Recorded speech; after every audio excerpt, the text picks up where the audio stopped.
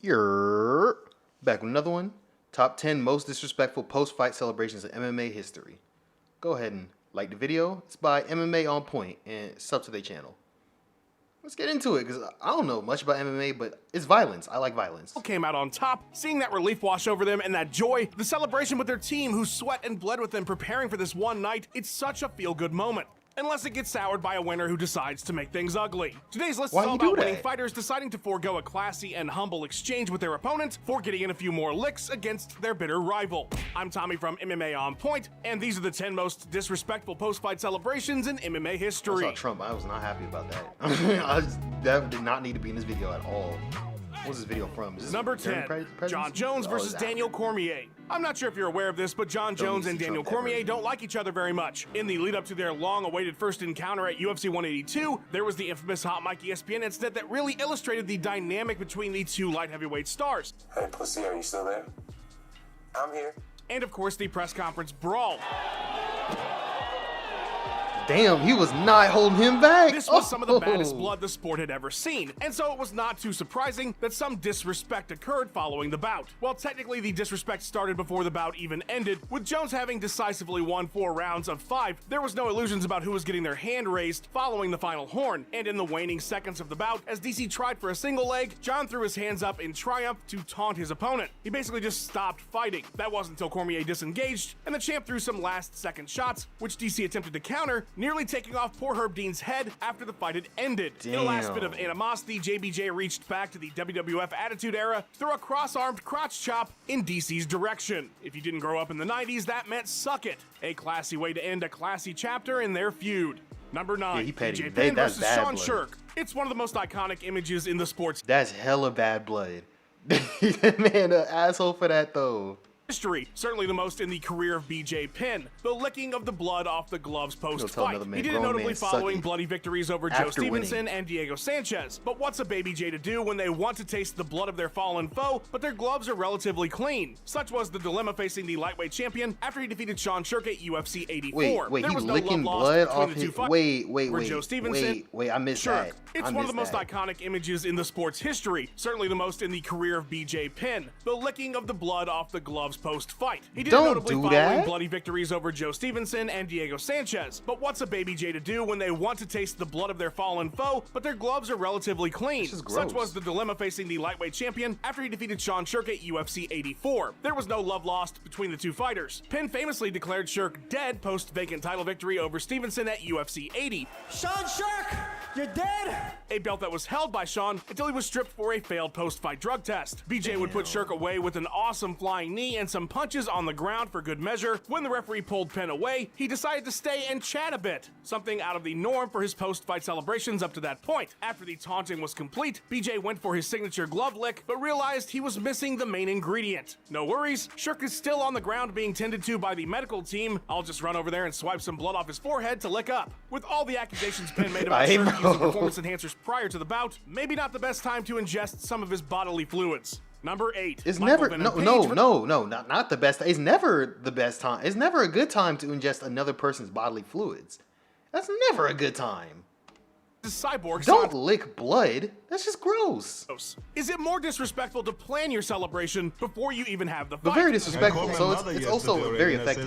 You don't need blood. It's one thing to decide in the moment you're going to do a flip off your opponent's unconscious body, but to be so sure of victory as to prepare your taunt beforehand, it just feels like a slap right in the face. But Michael Venom Page's whole game is kind of built on that disrespect. Whether he's as dismissive of his opponents as he appears to be during his fights, or if it's simply a way to get them off their game is anybody's guess. But his post-fight celebrations have definitely earned him a spot on our list. After defeating David Rickles in Bellator 200, MVP donned a massive Infinity Gauntlet to get his hand raised. Not sure what the message is there, considering you have to be wearing the gauntlet to harness the power of the gems, and he clearly was not during the fight. But okay, cool pop culture reference. And far more famously, after literally caving in Cyborg Santos' skull, in the second round of their bout at Bellator 158, Page put on a Pokemon trainer's cap, and then rolled a Pokeball in the direction of Santos, who was being attended to by the medical staff. The victory pose. Now, did you know that you crushed the guy's skull? No. But maybe that's why you don't roll Pokeballs at people you just violently kneed in the face. I know it's risky, but it's my only hope, so I choose you! Evangelista Cyborg Dos Santos. Number 7, Israel Adesanya versus Paulo Costa. That last Through a dude series really of was a devastating big-ass leg kicks, troll. Israel Adesanya completely shut down Paulo Costa at UFC 253 in arguably his greatest performance before finishing off what was believed to be his biggest test at the time in a nearly flawless victory TKO 4 minutes into the second round. That wasn't enough humiliation for Izzy though. This was a heated rivalry, tons of talk beforehand.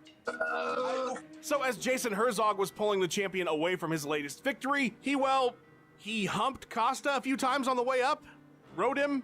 Nothing completely demoralizing about that after the first loss of your professional career. Next, Stylebender would say something about wrapping his dick around his waist to use as a black belt, a reference to Costa presenting him with a white belt during weigh-ins, followed by some sick breakdancing. That wasn't the end of things though. The champ approached Costa's coach, Eric Abahassin, and it's not clear what was said entirely, but after the captain can be heard telling Izzy, "We're still coming for your ass," Adesanya replies, as he does a gesture simulating such. Luckily, that was the last bit of disrespect. He even shook Paulo's hand before the decision was read. This entry is going to get our channel kicked off YouTube, isn't it? Number 6, Brock Lesnar versus Frank Mir 2. Brock Lesnar was truly thrown to the wolves when he entered the UFC in February of 2008. Yes, his background in collegiate wrestling was top tier, but he entered the promotion with just a single pro fight against a former champion in Frank Mir at UFC 81. Despite that massive disadvantage, Lesnar was dominating the majority of the 90-second bout, but his inexperience would cost him when Mir was able to secure a desperation knee bar and score the victory. I haven't heard anybody say his name normal in a while. Every time I hear his name is Brock Lesnar. Gotta hit that get that emphasis on the Lesnar. A half later, the perfect storm would form for the two to meet up again. Lesnar now the heavyweight champion, Mir holding interim gold. It was the main event of the biggest card in the promotion's history up to that point, UFC 100. If you know anything about Brock Lesnar, he's not a big fan of people in general, so the extra high profile of the event, in addition to Mir talking all kinds of shit for over a year between their bouts, had the beast incarnate pretty fired up come fight night. Upon smashing Frank's face and making him look like a kid with a tree nut allergy that just ate a bag of almonds, Lesnar wasn't done. First, he would ponder who's the fucking man. Then Brock got back in a confused Mir's face to point at him and say, "Talk all the shit you want now, fucker." Lesnar then let the fans know they were number one before explaining to Joe Rogan, Frank Mir had a horseshoe up his ass. I pulled that sumbitch out and I beat him over the head with it. Alright, bro. This is why they have Paul Heyman do all his promos, because like that's good, but like, bro, Christmas cards anytime soon. Number 5. That was weird. Jorge Masvidal versus like Ben Askren. He literally just said he went and reached into another man's ass, pulled something out, and then it got cool. It was like, bro, what? Like I was kind of like, where you going with this, bro? I don't know if this is right. I don't know if this is it, but like it ended cool, I guess. Oftentimes, after a particularly devastating knockout, fans are shown the humanity of fighters, either through displays of respect or true concern by the victors. After all, this is a sport at the end of the day, and nobody wants anybody to get hurt. Except sometimes fighters don't seem to care at all that they may have done some serious harm. An early notable example would be after Tank Abbott KO'd John Matua in his debut at UFC 6. While his opponent lay in the fencing response position, that's when the arms stiffen up and jut out after a KO. Tank did a little mock fencing response of his own after telling Matua to get up. Yeah, he can't hear you, Slick. But with all due respect to Dave, Jorge Masvidal's mocking of Ben Askren following his record-setting all-time great and absolutely brutal flying knee KO at UFC 239 takes the disrespectful cake. After hammering in a few extra shots on the ground that Jorge later deemed super necessary, Gamebred got in Ben's unconscious face, slapping the mat saying, "Talk that shit now." Again, they can't hear you guys. Masvidal wasn't done though. After some pretty standard post-fight celebrating, he then proceeded to mock stiffen up and flop like a fish onto the mat, mimicking his fallen foe. Calling him a bum in his post-fight interview was just the icing on the fuck you cake Jorge served up that night. Number 4, Shinya. I remember that movie. That was always in the after school program. They played that movie so much. I don't remember the name of it, but I remember hating, and no against if you an overweight person, but hating that fat bitch. Like she tried to make that girl's life hell, and then eating a fucking chocolate cake like that in front of her. Fuck that fat bitch. But if you overweight, that's cool. You know, as long as you don't, you're not a monster like that woman was. Aoki versus Mizuto Not the Hirota. real her, Flipping the the bird is a pretty regular part of the MMA world these days. Nick and character. Nate Diaz practically have their hands in that position at all times. And while their early shenanigans, like Nick flipping off a group of heckling fans following his victory over Cyborg Santos, was the talk of the town that night, since then that type of behavior would be but a footnote. Possibly the most bizarre usage of the bird, however, came from Shinya Aoki following a victory over Mizuto Hirota in a super fight at the Dynamite 2009 New Year's Eve show. Yeah, He told packed MMA crowd. Junkie that some kind of outside force overtook him at the end of the fight. That force would result in a nasty hammerlock that broke Hirota's arm, who in Aoki's defense should have tapped far before it ever got to that point. The Yeah. break was obvious to everyone, but that didn't stop Ooh. Shinya from giving his injured foe the finger right to his face. This was followed up by an Damn, airplane bro. dance, some flipping off of the crowd, and then sprinting out of the arena because fuck it. Aoki would lose a coaching job at his gym and be publicly reprimanded for the incident, and he would apologize shortly thereafter, but a year later he said he didn't in any way regret his actions, which is probably why he basically did the same thing in 2014 after defeating Yuki Yamamoto with a sick twister before taunting him, taunting the crowd, and then backpedaling out of the arena, middle fingers in the air. The Diazes would be proud and have made a similar exit themselves. Number 3, Michael Bisping I'm not gonna lie, that's lit though. You gotta stick with your shit. You gotta stick with yourself.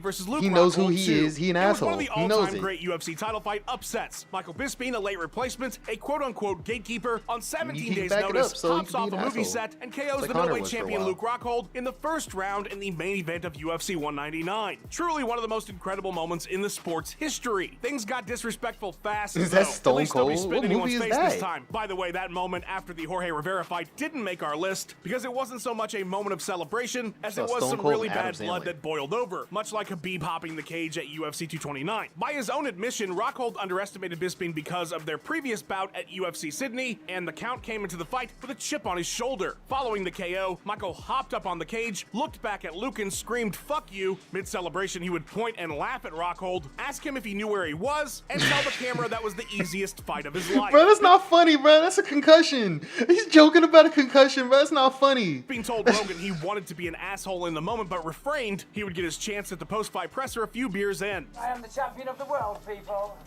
Sitting right beside Rockhold, this press conference is a reminder as to why they do individual interviews now instead of sitting all the fighters together on stage. From the time he arrived until the time he left, Bisping was in rare form and absolutely buried Rockhold anytime he spoke up. Got knocked out, buddy. Sit down, shut You got up. lucky. Real lucky. First round, buddy. Sadly, there would never be a trilogy because the buildup would have been something. Number 2, Tito Ortiz versus Guy Mesker 2. The Huntington Beach bad boy didn't get his nickname by giving out handshakes and lollipops after his victories. You The gonna guy's ignore that signature dude in the taunt is background with his literally shirt? digging a grave for the person he just beat, throwing their imaginary body in it, and covering them back up with the dirt. Oh, and the gun fingers. Can't forget the gun fingers. And while Ortiz has built a brand on being a bit of a dick, his first real displays of such behavior is what lands him on our list today. Tito Bruh, these dudes are like so swole that they know they can get away with that shit.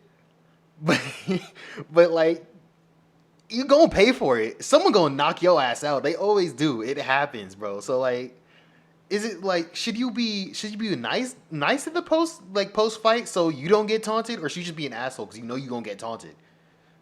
lost in the finals of the UFC 13 tournament to the Lions Den's Guy Mesker, a bout that was controversial to say the least, and a sour point for the debuting fighter. After beating up one of Guy's teammates, Jerry Bullender, at UFC 18, and donning a shirt afterwards bragging about sodomy, Ortiz would get his chance to avenge the loss to Mesker the very next event, and he did exactly that. The future champion took it to the Lions Den fighter, and following a TKO stoppage, made sure a bitter rivalry would be brewing between him and the team. After Tito hit the classic gun fingers, he skipped the burial and went right to flipping off Ken Shamrock and the rest of the Lions Den. Then, because the t-shirt gimmick was such a hit the first time, he threw on a "Gay Mesker is my bitch" shirt. Tito would never get his comeuppance, at least not from the Lions Den, but they would have beef from that moment on.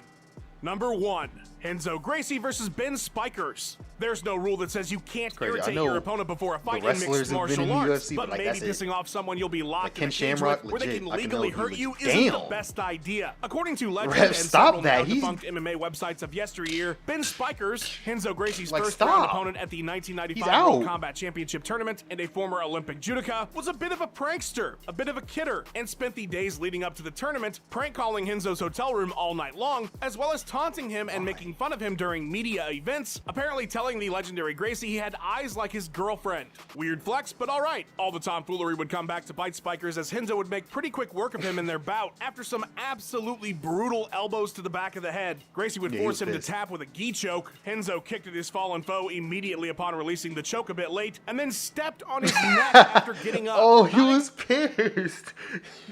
I mean, those prank calls, bro, that's a little excessive. You don't even need to do that. Like, that was real beef right there. Exactly the most sportsmanlike MMA celebration. It's okay, though. He half-ass shook his nearly unconscious hand afterwards. This would be Spiker's last attempt at MMA, and after that, I don't blame him. He would be arrested on his way back to the Netherlands for getting into it with a flight attendant. Some tough times for They probably saw the fight. He was like, damn, bro. You got your ass whooped, bro. You got your ass whooped. Shit. Hey, that was lit, bro. I'm gonna definitely do more of these. They MMA on point, and the commentary was lit. Expecting this to be in. Oh wow, I guess this dude. I'm gonna have to look him up because he he might be a monster. 80 replies. Oh, and there's people agreeing. This guy. Okay. Oh, that's why 80 replies. I see. I see. Hey, let me know if you guys want more of this. I'm gonna be I'm gonna be on my anime stuff until but this is gonna be an in between, because there's only so many times you can see the same clip over and over again on these anime videos. So you gonna see me again probably tomorrow, maybe today. I don't know. We'll see. I'm out. Peace.